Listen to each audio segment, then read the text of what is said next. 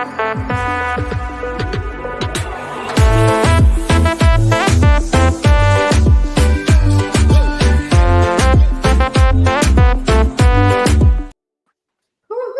Happy Tuesday, everybody! And today I'm here with my guest Doris Salazar, and we continue diving deep into living in the miracle, the real stories of everyday miracle.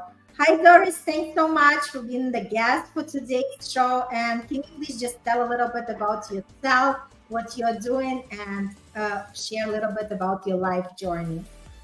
Well, thank you so much, Irina. It is a pleasure being here.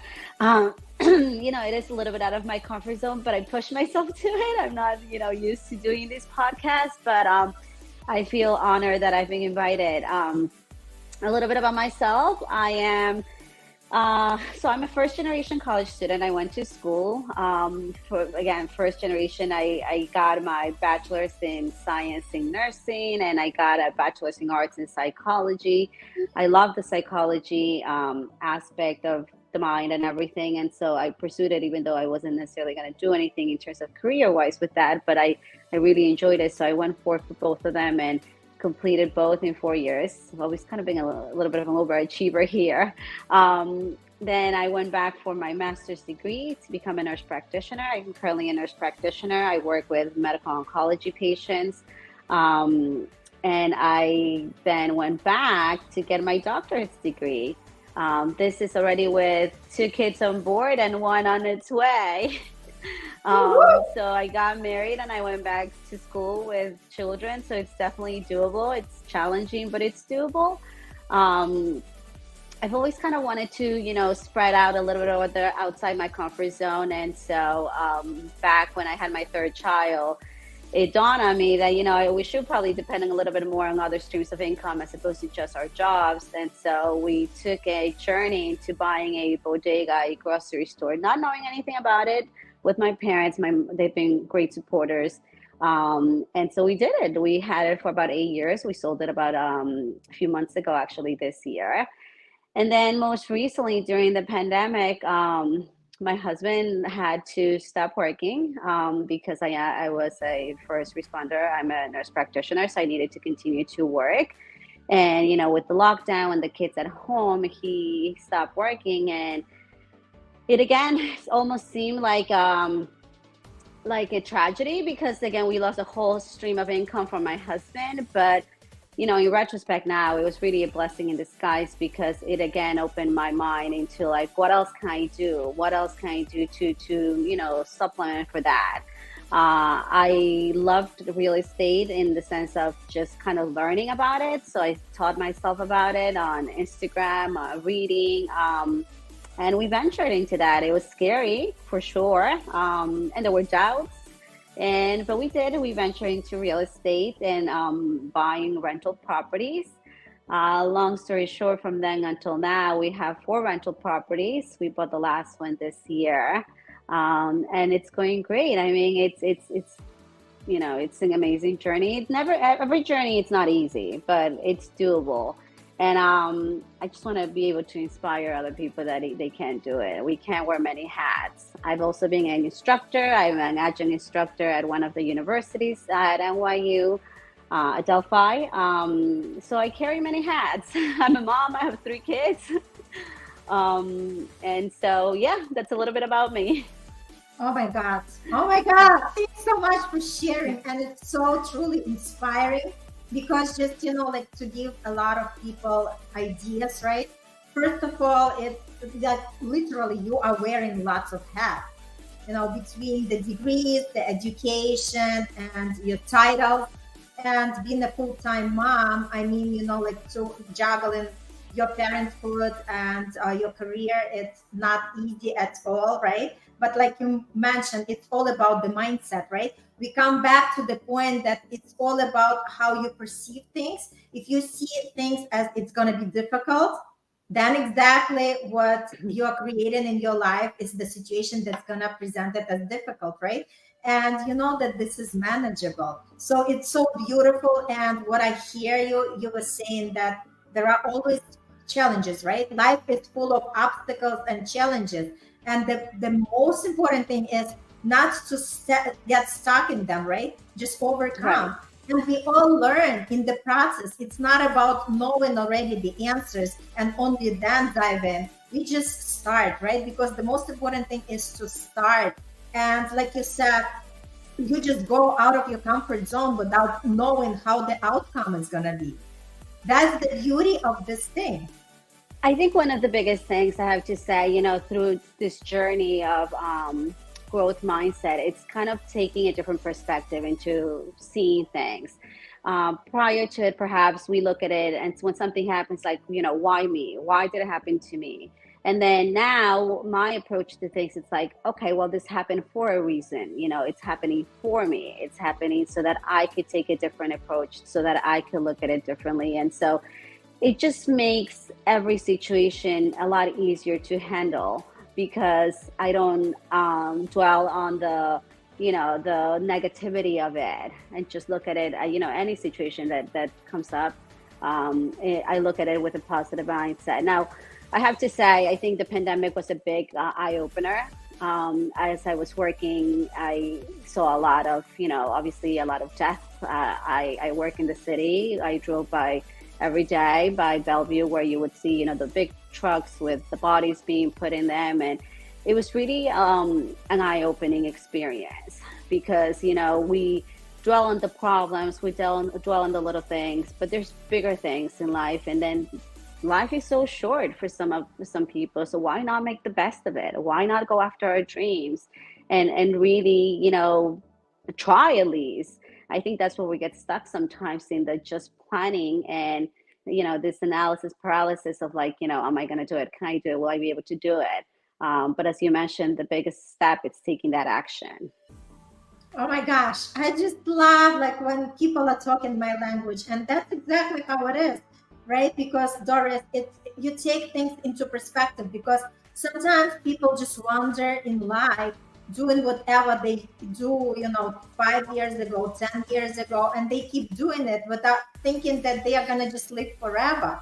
But the point is, when there is that shake up in life, when you witness something, and like you mentioned, you saw that bodies, right, of people who could have lived much longer, or if they knew about these things coming, they might have think about their life differently, right? Because that's the whole point. You can live 90 years and it's going to be like the same year you're living 90 times.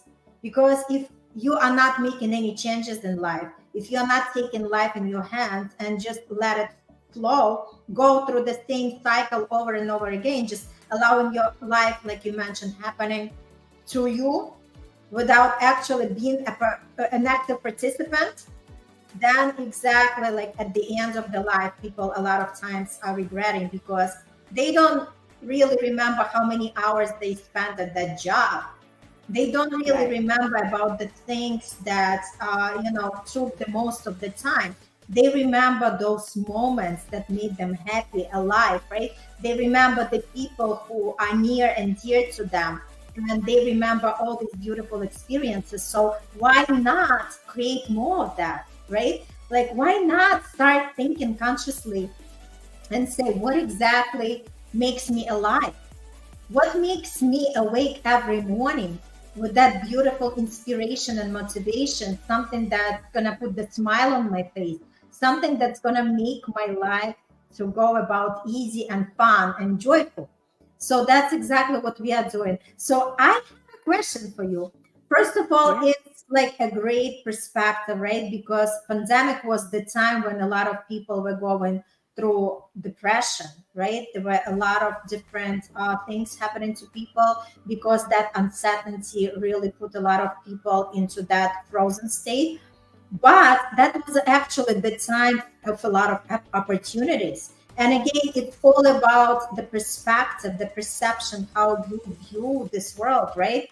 We are all living in the same world, and many people saw the pandemic time is the time of just frustration, depression, bad things happening, and obviously everybody was consumed with the news, and it didn't make it any better, right? So my Right. thing is, me during pandemic, I also discovered my passion and my purpose, because once I lost my corporate job, that was the time when I go within and I said to myself, what is there that I can do with all these circumstances, knowing that there are no jobs available? I just discovered the option, why don't I be my own boss? And it Right. was scary because I didn't know exactly what I was doing. And it's like one voice was so happy and thrilled about it. Like we always have that love and fear. And it all Yeah. depends what we are acting from, right? If we act from fear, it's always going to be something that stops us and keeps us in the comfort zone, and something that's not going to allow us to cross that invisible line where the beautiful life lies, right?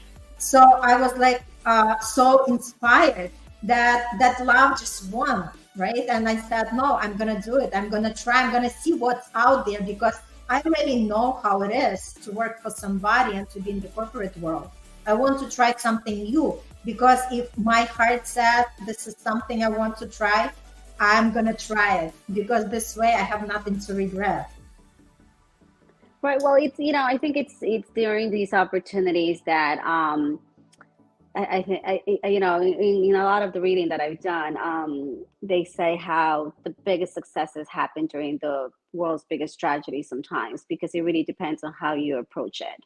And what do you do? Do you stay there and just, dwell on the bad things and feel sorry for yourself? Or do you actually take that opportunity for growth and to find other means of, coming ahead and coming above water when things like that happen? Um, I think for a lot of us that's what the pandemic did, just really open our eyes and helped us look into other ways of income, because it is true, a lot of things shut down, a lot of things, jobs were lost, and we still need to live and still need to move forward. So it gave us that opportunity. And I mean, in my experience, I don't know that I would have done it had it not been for the fact that I felt that financial burden of like, well, my husband stayed home and now I'm supporting the home. And then it was also that a little bit of fear of like, I'm going into work every day. I could potentially get sick. Like, what happens if I do get sick and God forbid something happens to me? And I think that's one of the things that I would, really advise the audience or anybody who looks at this and is looking for a little bit of inspiration. It's like, look at your why. Why do you want to do things? Why? Because that's really the thing, the motivation. We all want to do things. We all want to change. We all want to be better. But then, taking that step to make that happen, that first step, it's really where we kind of get stuck. And I think one of the things that's helped me the most, it's really looking into like, why do I want to do this? For me personally, it's the 3 children that I have and that I love dearly.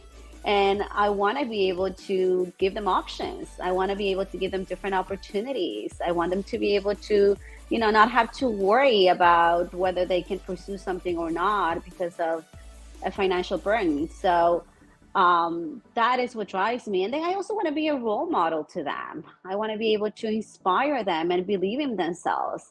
Nowadays with kids being so focused on social media and comparison and seeing, the perfect world out there when it really is not, because obviously, we put out in social media the best part. I want them to be able to see it at home that, if you work hard, if you commit to it, if you, pursue your passions and dreams, it can happen. That's so beautifully said. And I just wanted to point out, I'm very curious, right? Like you mentioned, like God forbid if you were getting sick because you were exposed to that, that sickness, that disease, right? And still you were going all in and, knowing that your husband is not having the job. So I wonder, when you decided to invest into the real estate, like how did that idea come to you and what was your husband's reaction? So I had been learning again. So, I was going to work, but then coming home and we were on lockdown. So essentially not doing anything other than being home. And that was a perfect opportunity to really learn about other ways of income. And as I was learning about it, I learned about passive income. Passive income, meaning, you invest, you get returns. You're not necessarily exchanging it for your work, labor, or hours put into an office or work. So I learned about real estate. My mother actually owns a rental property. She's owned that with my sister for a long time. And I've kind of seen a little bit of it, but I really wasn't involved or knew much about it. And then I thought, this is the perfect opportunity. I actually picked up a second job. It was a telemed job that I was doing on the weekends because, again, we were at home and they needed providers. So I picked up that second job. And that's really when I was like, okay, well, I could save this money and I could invest it in something that's going to give me returns as opposed to spend it. Or we couldn't even do anything with it at the time. It's not like you could travel or anything. It was probably, again, a blessing in disguise that it happened like that. When I came to my husband, he was a little doubtful, because it's scary when you go into something that you don't know. He was like, do you think we can do it? Do you, are you sure? It's a big investment. It's a huge investment. The management part of it, are we going to have time to do it? But then I got to say, one of the biggest supporters that I have is my husband. And he was like, you know what? I know that. And I think he knows me. He's like, I know when you kind of set your mind on something, you're going to go for it. And let's do it. And it was rough in the beginning because we didn't know anything about real estate. We didn't know what, fixing and repairing and any of that. And so thank God he has friends and family that helped us out in the beginning, just kind of like just the little things, the big things, I would say, the repairs, the renovations, all of that. And he learned it. He was also open-minded and he learned it. He learned a lot of it because, again, in the very beginning, I don't think we really knew how to do anything. And I also got in it. I had my job, but on the weekends I would go, I would help paint, I would help clean, I would help, do things that needed to be done to get these rental properties ready. And so, we tried it with one and it worked out. And then we were like, okay, this is great. And then I learned a little more about how to refinance my home and get money to further invest. And we bought the 2 additional properties later on. And so that's how we've been able to grow our portfolio. We're up to 4 rental properties and, I'm hoping to continue to grow that. So yes, I think a lot of it comes to communication now, just kind of having the sit downs with listen, this is what we're going to do. Let's try to find help, support each other. That has been very big in our relationship, both, within our marriage and with our business, because we're essentially business partners when it comes to this. So communication is key. That's beautiful. And you know what comes for me, because as me working in the coaching industry, sometimes when I have one-on-one conversation with women and talking about the program, and they're saying, oh, you know what, I'm really interested, but I have to ask my husband. I think it comes to the point where you have to take the leadership in your own hands, because there are things that you are the highest authority to make the decision, because you want to grow, you want to evolve, right? And if you don't have the trust in yourself, you cannot expect another person to have the trust in you. So I always advise my potential clients, I say, when you approach your husband, go with the energy that, honey, this is my decision. I made the decision and I'm just asking for your emotional support, because that's how it should be. We shouldn't be constrained in terms of who can do what, right? Especially when it comes to growth and evolvement, because we are here all to grow and evolve. And it's so important to have the supporting person next to us who understands us, who is not going to be saying anything negative or looking at the bank account, right? Because ultimately you want to have that partner next to you, that friend that believes in you no matter what you do and who supports you all the way through. I completely agree with that. I got to tell you, and to all the women out there who are in that situation where they find themselves a little limited because of their spouse or their partner, I encourage you to really go for it. But really work hard, and then show him or her that that it is doable, and they'll get inspired. I mean, I'll tell you an anecdote recently. So I like to educate myself. I like to grow, learn more about mindset, and I sign up some courses for like coaching, and obviously some of these courses are paid, and I've initially paid a few $100s for one, and then I think the second one was like 1,500, and then most recently I came to my husband and I was like, hey honey, like if I really want to like scale up on this, like there's something that I may have to pay. I think I mentioned like $10,000 to him, and he was like, okay. He was like, okay, if you really think this is gonna help you, go for it. And I think it's obviously we're in a different financial state right now with the rental properties, but also because he's seen that the investment in yourself, meaning in myself, it's helped us out. The risk that I've taken has helped us out. I mean, I always think that we need to remain humble, and I always remember back to so I wasn't born in the United States. I was born in Ecuador, and we come from back then we were poor. We were very poor. And so my parents initially immigrated here to again look for a better life, and which is why I had that desire to go to college, do something out of myself, like make something, get a career. But we've come a long way, and it's humbling. It's a humbling experience to see that we gotta take risks to be able to move forward. We gotta be able to get out of that comfort zone. And listen, sometimes you may fail, but that comes with the wins, right? Failures come with the wins. So you just got to be able to do it, go for it.